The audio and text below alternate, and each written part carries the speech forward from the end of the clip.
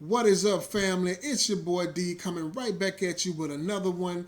Right now, we back in the lab, and as you can see, we have isobaric enclosures on the menu. So, what is an isobaric enclosure? What is the significance of it? Should you build you one? And what is push-pull configuration?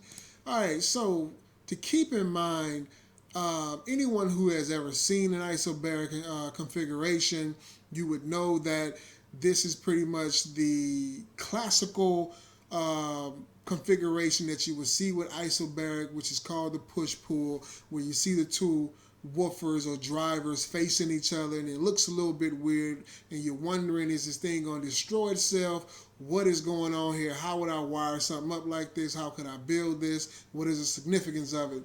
Okay, the push-pull configuration is pretty much like any other. It kind of puts you in the mind of if you had a 6-order bandpass going on. If you keep in mind of a 6-order bandpass in this configuration, that is what this would be. So instead of having one driver, in essence what you have here is two drivers actually acting as one driver. So what do I mean by that? Okay, so if you were to jump right off into it, you have this chamber over here, which can be tuned to a certain frequency, and you have this port over here, which also can be tuned to a certain frequency or a different frequency, or it can be the same frequency. It's your world. You can do it however you want to do it. But the main focus of an isobaric push-pull configuration is the cone area in which the two drivers meet. This area right here in the air or the space that they share is what you want to focus on more. Why is this something you want to focus on more? Because the word itself, the word isobaric itself, is very, very essential when coming down to this shared space right here. And to get a little bit more understanding about it, what we're going to do now is take it to the whiteboard. Alright, so as you can see at the whiteboard, isobaric is a compound word. Compound just means that it took more than one word and made one word.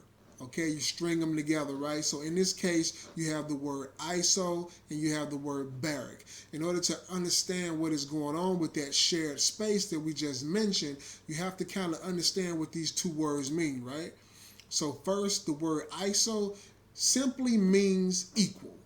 That's it. It simply means equal. Something is equal. Something is balanced. That's pretty much all that it means. But the word baric kind of like breaks things down a little bit more, and it gives you more that characteristics. It's in relation to the weight or pressure of the air. Okay, it's very, very important. So why is that very, very important? If we go back here to the configuration, you will see that this space, this air right here that is shared between the two woofers, this air, the pressure within here is always going to be the same. It's never going to change because I think I need to point out the wiring configuration of an isobaric enclosure or speaker, because it's not really about the enclosure. It's more so about the configuration of the drivers, right? So what you would do in this situation right here, you would actually wire these two out of phase. So what does that mean? What does that mean by wiring them out of phase? So typically in an enclosure like this where you have two woofers or two drivers, let's just say for instance if we were to wire these into parallel. So, or let's just say for instance, if we was to wire these in parallel. So if we was to wire this in parallel, the positive of this speaker would be connected to the positive of this speaker. The negative of this speaker would be connected to the negative of this speaker. But in isobaric configuration, in the push-pull configuration more specifically, you want the cones moving in opposite directions of each other. So what does that mean? You don't want them to move inward at the same time because they're going to destroy each other. The air within here would not remain constant. The air up in here would actually compress, build up pressure. If this one was going this way and that one was going this way, it would create pressure would then the air here will be compressed and it will bust through. Either the rubber surround of this would give and burst and crack, or the air will bust through the paper cone of it. That's what would happen, and that's exactly what you do not want to happen. So what you would do, you would wire them out of phase. You would wire you would make sure that when this cone goes this way, this cone also needs to go that way. Okay? And when this cone goes this way, this cone also needs to go that way. So they will be going back and forth equally. If you guys don't know anything about that, or how to wire these subwoofer or speaker out of phase, I got a link to a video for that, or you can just go and find the content online. Quite sure there's plenty of things out there that explains that to you. But right now, for this video purposes, we're going to be moving on.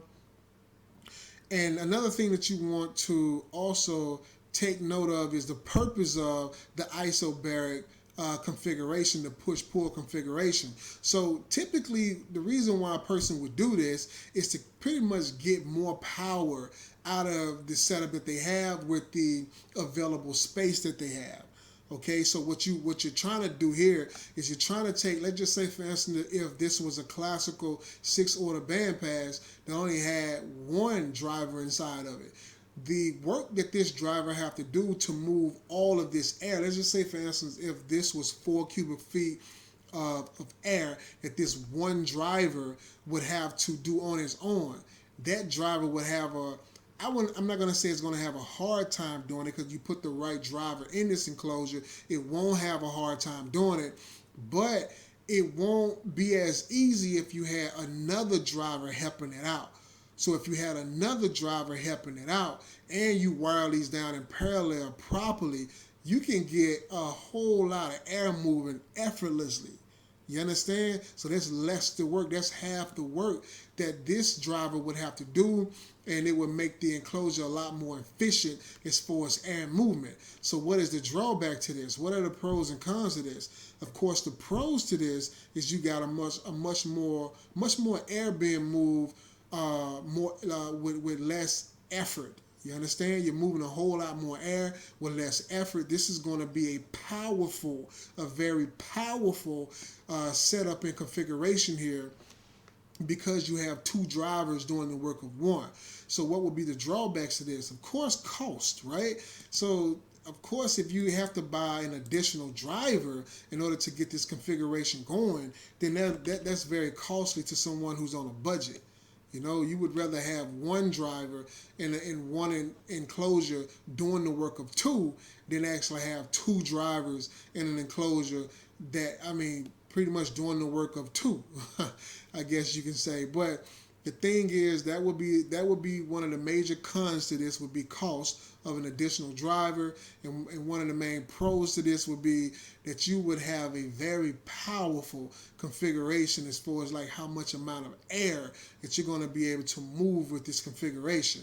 Now, to be quite honest with you, an isobaric configurations are not as popular as they were back in the day. Okay, when I say back in the day, I'm talking a few decades ago. These were very, very popular because of the efficiency of drivers weren't as good as they are these days.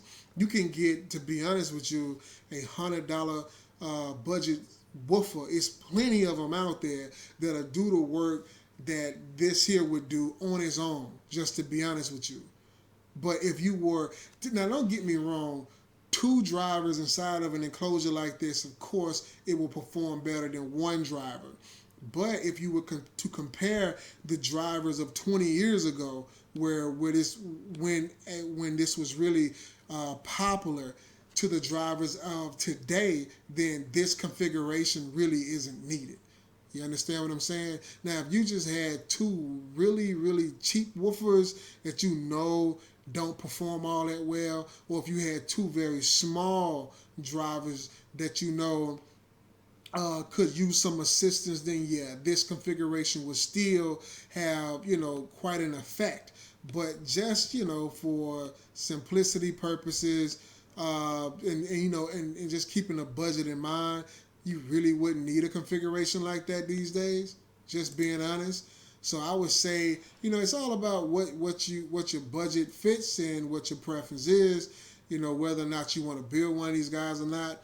But just know that if you do put two pretty decent drivers inside of a configuration like this, that you're going to be moving a lot of air and it's going to be coming with some authority.